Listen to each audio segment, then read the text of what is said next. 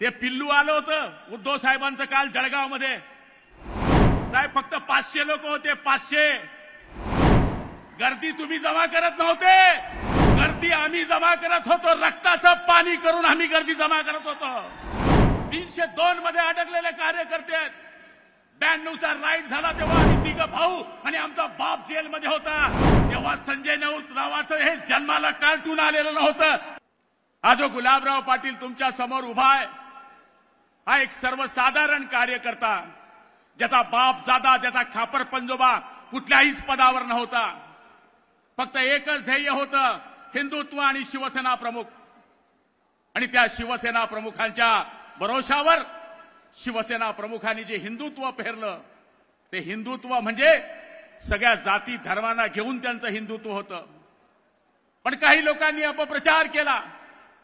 शिवसेना प्रमुखांचं म्हणणं होतं की महाराष्ट्रामध्ये राहतो तो मराठी आणि हिंदुस्थानामध्ये राहतो तो हिंदू। मग तो मुस्लिम असू दे, बौद्ध असू दे, हिंदू असू दे। बाळासाहेबांचं म्हणणं होतं, मला मुसलमानांच्या विषयी विरोध नाही, पण पाकिस्तानमध्ये पाऊस पडत असेल आणि हिंदुस्थानमध्ये छत्री उघडत असेल, त्या मुसलमानांच्या विरुद्ध मी आहे, हे म्हणणारे आमचे बाळासाहेब होते। हिंदुस्थान हरत असेल आणि पाकिस्तान जिंकत असेल आणि पाकिस्तान जिंकल्यानंतर जर फटाके फुटले जात असतील, त्यांच्या विरुद्ध मी आहे। माझ्या बाळासाहेबांनी सर्वसाधारण लोकांना मोठं केलं। माझ्या बाळासाहेबांनी स्वतः काही पद घेतलं नाही। बाळासाहेब नगरसेवक होऊ शकले असते, बाळासाहेब मुख्यमंत्री होऊ शकले असते। बाळासाहेबांनी जी पदं दिली ती सर्वसाधारण माणसांना पदं दिली। पण बाळासाहेबांचा वारसा कोणी खत्म केला, मी ते बोलण्यासाठी इथं उभा नाही। आंखें होकर भी बने अंधे तो बिजली गवार क्या जाने, जिस अंधे को चिराग नहीं मालूम वो उजाला क्या जाने, जिसे लड़ना नहीं मालूम वो तीरे तलवार क्या जाने। बाळासाहेबांनी जो वारसा आम्हाला दिलाय, हिंदुत्व हेच आमचं राष्ट्रीयत्व। बाळासाहेबांचं स्वप्न होतं की या देशामध्ये राम मंदिर व्हावं। बाळासाहेबांचं स्वप्न होतं की या देशातून 370 कलम जे आहे त्याच्या बाबतीमध्ये विचार व्हावा। बाळासाहेबांचं ते स्वप्न मोदी साहेबांनी साकार केलं आणि त्याच विचारधारेला घेऊन एकनाथ शिंदे साहेबांनी उठाव केला। उठाव, ज्यांनी हिंदुत्व सोडलं, ज्या काँग्रेसला शिव्या देण्यामध्ये आमचं आयुष्य गेलं, ज्या काँग्रेसने आमच्या आयुष्यामध्ये बर्बादी केली, असा एकही जुना कार्यकर्ता इथे बसलेला नाही की ज्याला काँग्रेसने त्रास दिला नाही। 302 काय दाखल केल्या, 307 काय दाखल केल्या, 353 काय दाखल केल्या, 56 काय दाखल केली, 110 काय केली, 107 काय केली। आम्ही बाळासाहेबांच्या विचाराने लढत राहिलो आणि बाळासाहेबांचे जे खरे वारसदार होते त्यांनी त्याच काँग्रेस आणि राष्ट्रवादीशी आय लव्ह यू केलं। मग सांगा, खरा वारसदार कोणी आज या शिवसेनेचा सुरू ठेवला असेल, त्या एकमेव व्यक्तीचं नाव आहे नामदार एकनाथरावजी शिंदे, की ज्यांनी शिवसेनेला जिवंत ठेवण्याचा या ठिकाणी प्रयत्न केला। आमच्यावर टीका केली जाते की तुम्ही हिंदुत्व सोडलं, तुम्ही गद्दारी केली, 50 खोके बिलकुल ओके, काय झाडी, काय डोंगर, काय काय आम्हाला बोललं गेलं। मग माझं म्हणणं तेच आहे, तुमचं त्याच राष्ट्रवादीशी आय लव्ह होतं ना। मग अजित पवार इकडे आले तेव्हा तुमचे खोके कुठे बंद झाले? काल परवाकडे काँग्रेसमधून Ashok Chavan I love you करत इकडे आले, तुमचे खोके कुठे गेले? ते पिल्लू आलं होतं उद्धव साहेबांचं काल जळगाव मध्ये। साहेब फक्त 500 लोक होते, 500। गर्दी तुम्ही जमा करत नव्हते, गर्दी आम्ही जमा करत होतो। रक्ताचं पाणी करून आम्ही गर्दी जमा करत होतो। जी गर्दी करतो, रात्रंदिवस आम्ही काम करतो। 302 मध्ये अडकलेले कार्यकर्ते आहेत। 92चा राईट झाला तेव्हा आम्ही तिघ भाऊ आणि आमचा बाप जेलमध्ये होता। तेव्हा संजय नावाचं हे जन्माला कार्टून आलेलं नव्हतं, जे रोज आमच्यावर टीका करतात। आमचे 41 मतं घ्यायचे, यात आमचे 41 मतं घ्यायचे या आणि रोज सकाळी बोंबलायचं.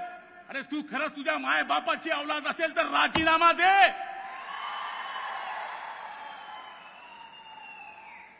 माझं म्हणणं एकच आहे, खरंच बाळासाहेबांचे वारसदार असाल तर आज आपल्याला शपथ घ्यायची आहे, जगदंबेची, दुर्गाईची, कायाची, सगळ्याची, कि तंबू भी लगा देंगे तो लगा देंगे धूमधाम से, और बंबू भी लगा देंगे तो लगा देंगे धूमधाम से, और भगवा भी लहरा देंगे तो लहरा देंगे धूमधाम से.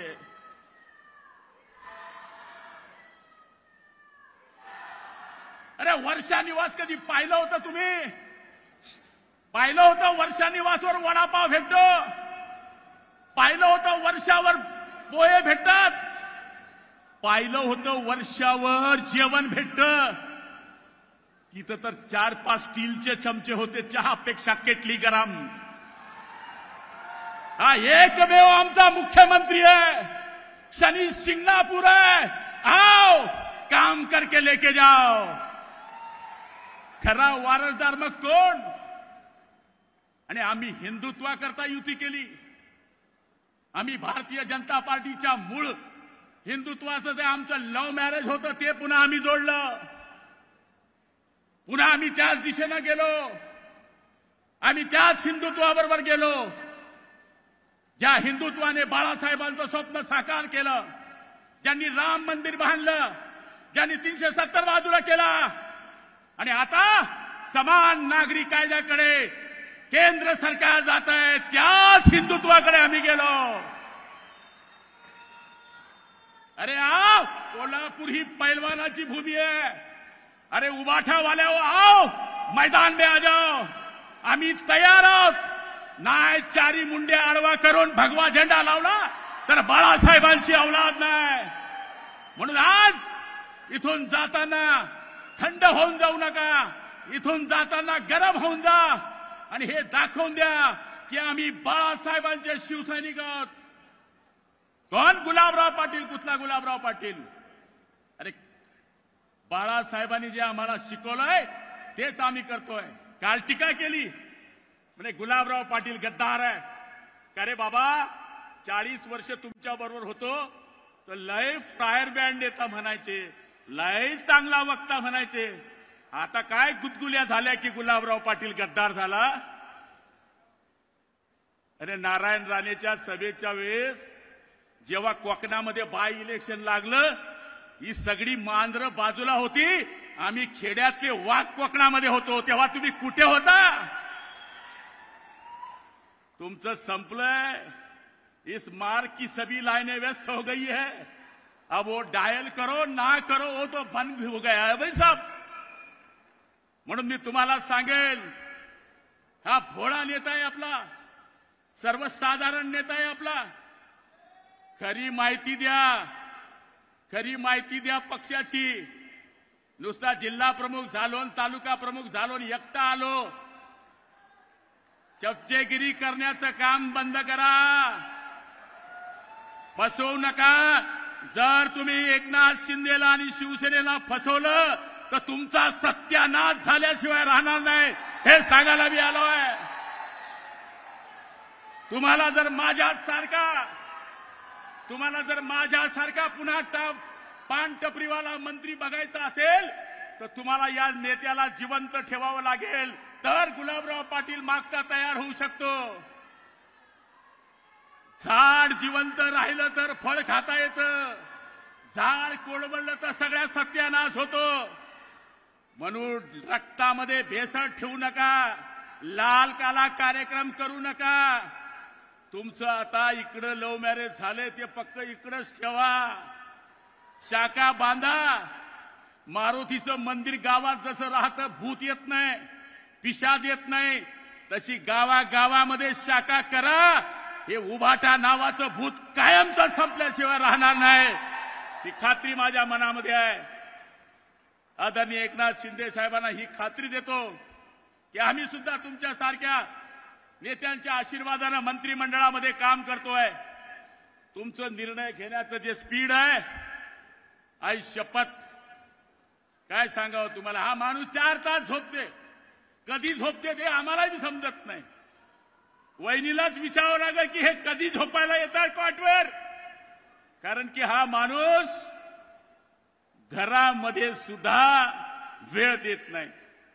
हा माणूस फक्त महाराष्ट्राला वेळ देतोय, तुमच्या आमच्या सर्वसाधारण कार्यकर्त्याला बदलतोय. या माणसानं ड्रेस सुद्धा बदलवला नाही अजून. साधं सरपंच झालं तर कडक इस्त्रीचं घालते, सरपंच झालं तर आजूबाजूला 10-20 ठेवते.